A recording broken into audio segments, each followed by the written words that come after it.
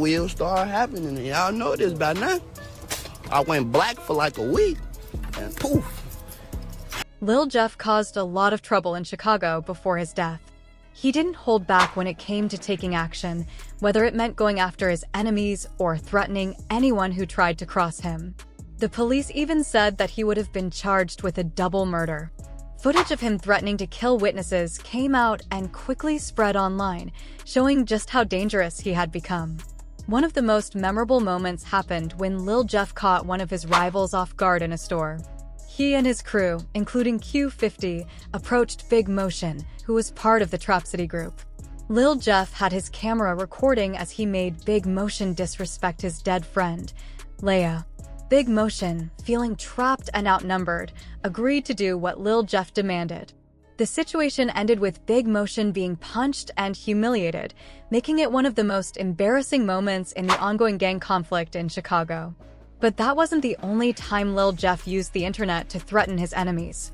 On another occasion, he made it clear that he was done taking breaks from going after his rivals. He let everyone know that he had no intention of slowing down, continuing the dangerous path he had already been on. Lil Jeff was gearing up to cause chaos on the streets, and it was clear he wasn't joking around. He was planning to go after his enemies, but things did not go the way he expected. On June 8, 2024, in one of the most shocking moments of the ongoing gang conflict, Lil Jeff became the target instead of the aggressor. He was killed in a shooting, and it quickly became a headline. The next morning, popular journalist Kyle Mazza shared the tragic news on his Twitter account, announcing that an unidentified male had been shot and killed in Chicago on June 8, 2024. The local news outlets confirmed that the victim was Chicago rapper Lil Jeff. The report detailed the heartbreaking incident, saying, at around 5:14 p.m. on the 6600 block of Esseros Avenue, a man was standing near the sidewalk when he was shot in the chest. The victim was rushed to the hospital, but unfortunately, he did not survive. No suspects were arrested at the time, and a significant number of shell casings were found at the scene. The situation became even more intense when CCTV footage of the shooting made its way onto the internet. The footage revealed the chaotic events that led to Lil Jeff's death. The surveillance video from the 6600 block of Esseros Avenue showed a group of people near a house with several parked cars. Among them were Lil Jeff's friends, including someone in a black car, a person in red, later identified as Q50, and another person in a white hoodie. In the footage, a man wearing yellow shorts was seen trying to get into a car. As soon as Lil Jeff noticed him, he quickly got out of the black car and started chasing the man in yellow shorts. However, the chase was short-lived as the man disappeared from view behind a large pillar of the house. While Lil Jeff pursued his target, his friends did not follow. Instead, they turned their attention to a gray car and began shooting at it. During the chase, Lil Jeff managed to hit the man in yellow shorts once in the chest. However, before he could do any more, two other people suddenly appeared from an alley and started shooting back. Lil Jeff was struck and sent crashing to the ground near the porch of a house. As he lay there, the shooters approached and finished what they had started, reportedly emptying their entire clips into him. The shocking footage and reports showed just how quickly things can change in the dangerous world of gang conflict. What started as Lil Jeff chasing his target ended with him becoming the one who was hunted, proving how unpredictable and deadly the streets can be. As the chaos unfolded, Q50 and the other shooter fired back, but it was too late. There was no saving Lil Jeff.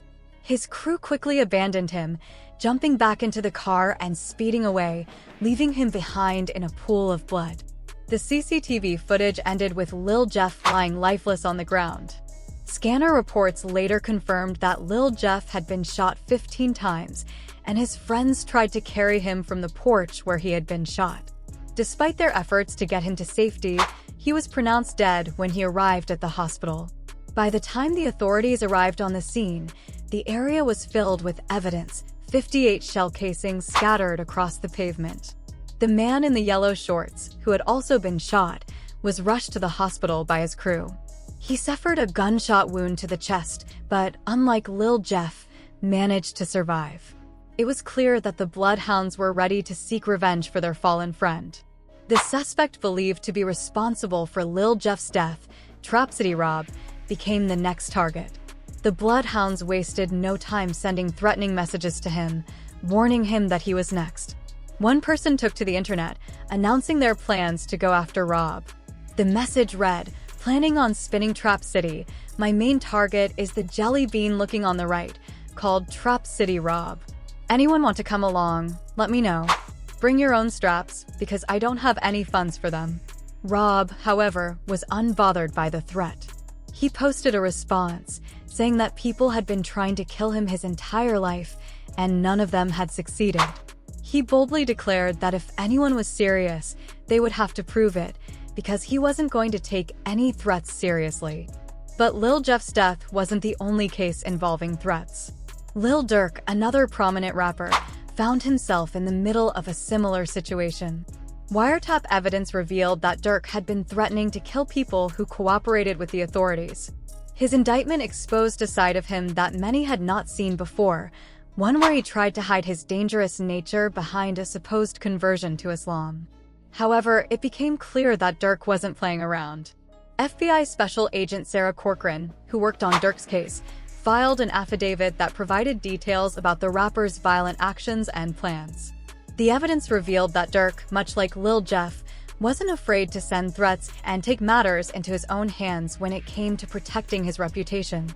Both rappers, though from different backgrounds, seemed to be caught up in the same violent cycle of retaliation and revenge. The investigation into Durk, also known as Durkio, has revealed some serious accusations against him. According to the special agent's findings, Durk has been trying to intimidate people who are cooperating with the authorities. The FBI's investigation showed that witnesses, and sometimes their families, were being threatened to stop them from being involved in the case. Special Agent Sarah Cochran, who worked on the investigation, provided important information in a federal affidavit about these threats. The court documents explained that Durk used his power, money, and influence to hurt anyone he thought was a threat, including witnesses. The authorities even suggested that Durk might have ordered the murder of a woman who is the mother of a witness that was helping the case against him. This woman, named Jam, is said to have given important information about Durk. The FBI's investigation suggests that Durk may have learned how to intimidate people from one of his close friends, Young Thug, who is also facing charges in a similar case. In Young Thug's case, prosecutors said that he and his YSL group were also threatening witnesses. These witnesses were scared for their own safety and for the safety of their families if they decided to testify against him. The authorities said that Young Thug was the one in charge, and everyone in his group feared him. The documents made it clear that he used his power to make sure no one would speak out against him. The judge in Young Thug's case was told that he used his influence to threaten even his gang members. These people were made to feel afraid, knowing that if they crossed him, they could face terrible consequences. Several people involved in the case have said, both in the court documents and elsewhere, that Young Thug is a dangerous person. They explained that if anyone went against him, they were putting themselves and their loved ones in danger. The fear surrounding both Durk and Young Thug is obvious, as many people are too scared to speak up against them. One rapper who got into trouble for threatening witnesses is Viddy, according to prosecutors.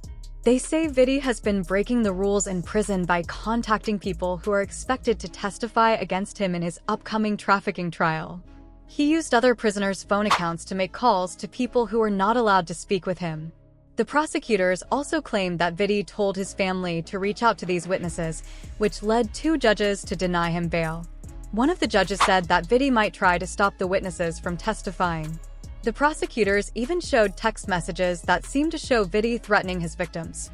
One of these messages was from 2016 after an incident in a hotel where he was seen on camera hurting his ex-girlfriend, Cassie Ventura. The text said, "Call me, the cops are here, I got 6 kids. You please call, I'm surrounded, are you going to abandon me all alone?" The incident reportedly happened after a fight, where he allegedly paid $50,000 to a hotel to erase the security footage of him throwing glass vases at Cassie when she tried to leave, after he gave her a black eye.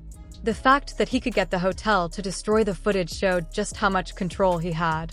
But this was not the first time Viddy had been accused of threatening people. After he settled a lawsuit with Cassie, other women came forward with similar claims. This time, Viddy responded by posting on Instagram to defend himself. He said, "Enough is enough. For the last couple of weeks, I have quietly watched people try to destroy my character, reputation, and legacy. People are making horrible accusations against me just to get money. Let me be clear, I did not do any of the things they are saying. I will fight for my name, my family, and for the truth." However, it is not only the rappers who are sending threats. Even Lil Jeff's parents used social media to warn those involved in their son's life and death.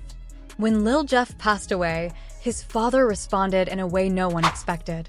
Instead of grieving quietly, his father went to social media and sent a message to those connected to his son's situation. This surprised many people because it was not what anyone thought he would do. Before looking into the father's actions, it is important to know how Lil Jeff's mother spoke to people who had issues with her son while he was still alive. Lil Jeff's mother used social media to speak to her son's enemies, showing that she was not afraid to stand up and protect her family. Both parents had strong reactions to their son's death, and they were willing to speak out about it in ways that shocked the public.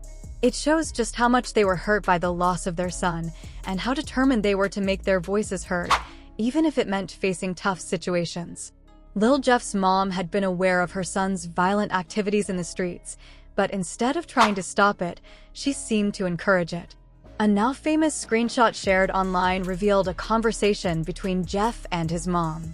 In the messages, she appeared proud of the reputation her son was building by going after his rivals. "Go ahead, son, your name is ringing bells in the streets," she wrote, seemingly supportive of the dangerous path her son was on. In another message, she said, "I love it, sliding on them, who slept in the bed with you." This was not a worried mother asking her son to leave that life behind, but a clear endorsement of his violent lifestyle. Lil Jeff, clearly pleased by his mom's approval, shared the conversation with the caption, "All I got to say is, she watched me work." For him, her support was more than just encouragement. It was the fuel he needed to keep going after his enemies. But while his mother seemed proud of his actions, his father's response was even more shocking. Instead of mourning quietly, Lil Jeff's father took to Facebook to post a message that many felt sounded less like grief and more like a call for revenge. He wrote, "Y'all didn't get him. He came trying to get y'all, and what happened, happened." It felt less like a mourning father and more like someone ready to escalate the violence. His post was alarming, suggesting retaliation instead of trying to stop the cycle of violence that claimed his son's life. The message from Lil Jeff's father stirred up reactions online. Many people were disturbed by the fact that instead of trying to break the cycle of violence, both parents seemed to be fueling it. Some sympathized with them, understanding the difficult reality of gang life in Chicago, but many others were shocked. How could parents actively encourage their son's criminal life and then mourn him in a way that only seemed to keep the violence alive? While Lil Jeff's parents might not have been active players on the streets, his gang, the Bloodhounds, were not to be taken lightly. After his death, they wasted no time in threatening retaliation. It all started with a post from one of his close affiliates, Q50, who shared his grief online. "Damn folks, my big brother, my twin, my other half. Just like you said though, this wasn't going to do nothing but make me worse. I'm done crying though, I'm just going to do what you told me to," he wrote. This message was just the beginning of a series of threats from Lil Jeff's affiliates, making it clear that the violence would continue in his memory. These messages show just how deep the cycle of violence runs and how some people feel trapped in it, unable or unwilling to escape the path of revenge and retaliation. The whole situation leaves many people questioning what could have been done to break the cycle, but for now, it seems like the violence will continue, fueled by grief, anger, and a thirst for revenge. The Bloodhounds were out for revenge, and it did not take long for them to find their next target, Trap City's Carter. On October 20th, 2024, news reports told of a terrible event that took place in the Oakland neighborhood of Chicago. Late that night, shots rang out on South Ellis Avenue, a street already known for violence. Witnesses told police that two men walked up to their target with guns in hand and fired without hesitation. The victim, 32-year-old Chevevel Carter, did not stand a chance. The shooters quickly jumped into a white car and drove off into the night. Emergency workers rushed Carter to the University of Chicago Medical Center, but it was too late. He had suffered multiple gunshot wounds to the chest and lost too much blood. He was declared dead shortly after arriving at the hospital. Lil Jeff's friends did not hide their excitement over Carter's death. They quickly turned to social media to post messages that hinted Carter's murder was payback for Lil Jeff. Q50, one of Lil Jeff's closest friends, posted a picture on Instagram of 3 blunts, along with a message that he was done seeking revenge. He wrote, "Now I can get rich. I love and miss y'all," and added, "P.S. it ain't over." It was clear from his words that the revenge for Lil Jeff was not over, and things were only going to get worse. A few days later, another innocent person would be caught in the violence. On November 2nd, a tragic event took place during a funeral procession in the south suburbs of Chicago. A woman who was there to say goodbye to her brother ended up losing her own life. This happened on 147th Street in Dixmoor. A white Jaguar SUV crashed into a house, but that was not the real tragedy. When police arrived, they found 34-year-old Ronshaw Turner sitting in the driver's seat, slumped over from multiple gunshot wounds. She had been part of the funeral procession, traveling with others to honor the life of her brother. However, gunshots rang out and Ronshaw was caught in the crossfire. Paramedics tried to save her and rushed her to the hospital, but the damage was too great. She was pronounced dead shortly after arriving at the hospital. The authorities later confirmed that Ronshaw Turner was the sister of Trap City's Carter, the man killed just days before. This made the situation even more tragic. For Lil Jeff's friends, there were no limits when it came to revenge. They had already taken out one of their enemies, but the violence did not stop there. They were determined to keep sending a message, even if it meant hurting more people along the way. Meanwhile, Lil Jeff's older brother, J Boogie, found himself in a very difficult position. Before Lil Jeff's death, he had asked his friends to get revenge if anything ever happened to him. Now, as the rules of the street demanded, J Boogie had no choice but to go after the people who killed his brother. But there was a problem. The people who killed Lil Jeff used to be his friends. J Boogie did not have any problems with them, but the street code was clear: he had to act. This situation was much harder than it seemed. The killers of Lil Jeff were part of the Trap City group, and J Boogie did not have any real issues with them. J Boogie was stuck in the middle of a messy situation. The pressure to avenge his brother was heavy, but he had no easy way out.